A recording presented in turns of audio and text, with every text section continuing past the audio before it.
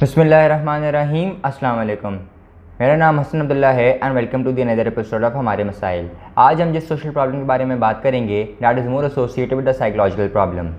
ये psychological problem क्या बच्चा, क्या बूढ़ा, क्या मर्द, क्या औरत, क्या जवान, क्या बुज़ुर्ग, हर एक एज ग्रुप में, हर सेगमेंट ऑफ सोसाइटी में ये पाई जा रही है और बहुत तेज़ी से बढ़ती जा रही है। एंड ये सोशल प्रॉब्लम है the rise of depression. Depression क्या चीज़ है? ये एक कैफियत है नाउमीदी की, a state of hopelessness situation.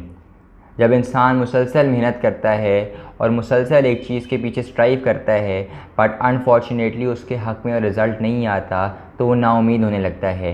वो अपने आप को मायूसी का शिकार होने लगता है। वो अपने आप को मनहूस समझने लगता है और that ends up in depression. What are the possible factors कि हमारे माशरे में और ख़ुसूसन नौजवानों में कि डिप्रेशन का मर्ज़ बहुत तेज़ी से बढ़ता जा रहा है। सबसे पहला वजह बेरोज़गारी, अनएम्प्लॉयमेंट।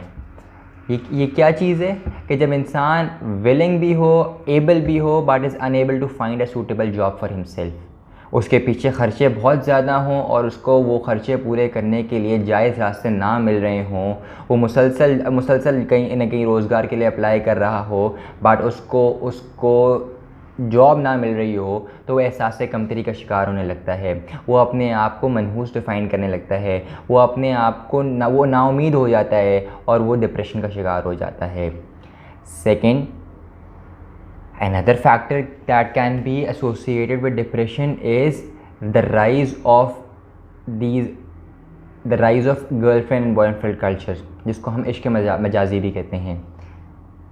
जब इंसान आप किसी को पसंद कर रहे हैं दैट इज़ जस्टिफाइबल, कोई मसला नहीं, बट प्रॉब्लम कहाँ होती है जब आप एक्सीड कर जाते हैं लिमिट को। आपको वो पसंद आई या कोई पसंद आया, आपने जायज़ शरीयत का रास्ता अपनाया, आपने निकाह का पैगाम पहुँचाया, अब that is their will, their right, वो एक्सेप्ट करें या रिजेक्ट करें। दोनों सूरतों में you are not bound to force an individual. But क्या होता है, आपने भेजा, आपने एक्सेप्ट किया कि येस होना चाहिए, वहाँ पे इनकार हो गया, आपने अपने आप को कबीर सिंह बना के बैठ गया कि नहीं ये येस मेरे साथ ही कैसे हो गया। एक और बुनियादी फैक्टर जो डिप्रेशन की तरफ लीड करता है दैट इज़ द सेक्युलराइजेशन। आज हम मज़हब से बहुत दूर होते जा रहे हैं। हमने अनरियलिस्टिक गोल सेट कर लिए हैं।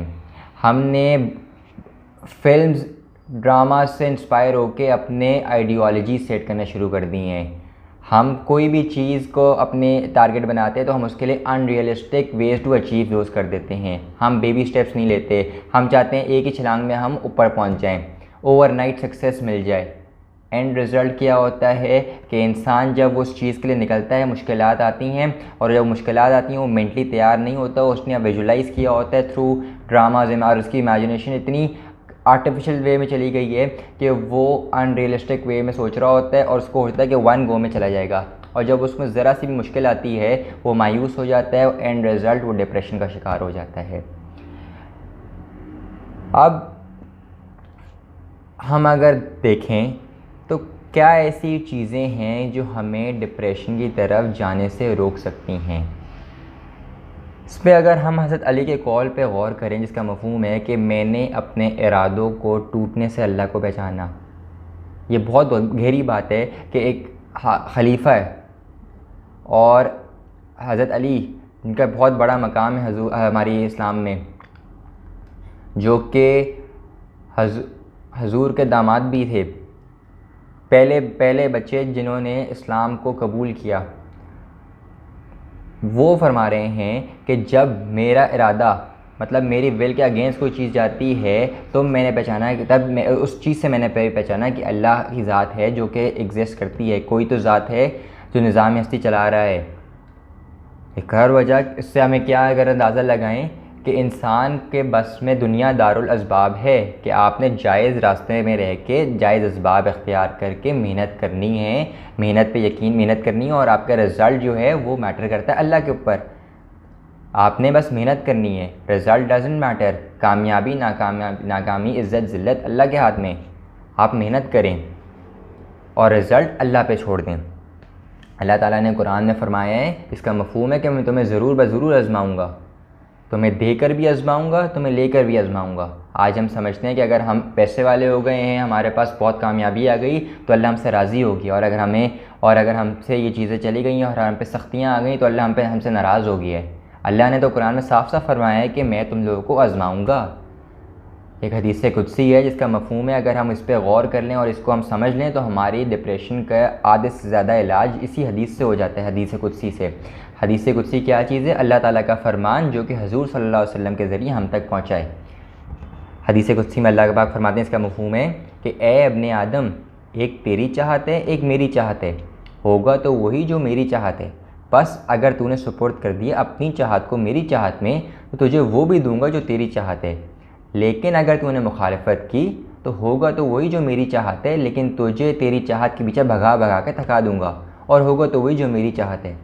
अगर हम इस हदीस कुदसी पे गौर व फ़िक्र करें तो अल्लाह ताला ने साफ साफ वाज़ेह फरमा दिया है कि होगा वही जो मेरी मर्ज़ी है, लेकिन अगर तुम अपनी मर्ज़ी को अल्लाह की मर्ज़ी में दे दूंगा तो अल्लाह तुम्हें वो भी देगा जो तुम्हारी मर्ज़ी है।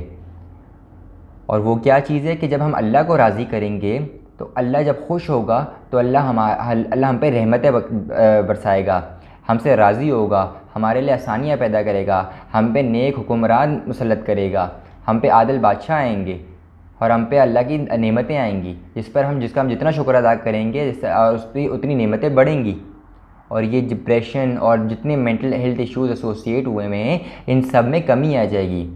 इंसान मैं आखिरी बात इस पर ख़त्म करूँगा कि आप इंसान जब भी कोई डिप्रेशन का शिकार हो या वो नाउमीदी या होपलेस सिचुएशन उसमें क्रिएट हो तो उसके लिए बेहतरीन हल है कि वो वज़ू करे, 2 नफल नमाज़ पढ़े और अल्लाह से दुआ मांगे कि या अल्लाह मेरी मदद और रहनुमाई फरमा और आफ़ियत वाला मामला कर और मुझे सीधा रास्ता दिखा। अगर हम इन चीज़ों पर अमल करना शुरू कर दें तो वी एज अ सोसाइटी हम इंशाअल्लाह ताला इन मेंटल हेल्थ इश्यूज़ को ओवरकम कर जाएंगे और हम दोबारा अपनी ज़िंदगियों में एक अच्छी ज़िंदगी गुजार सकेंगे। बहुत शुक्रिया।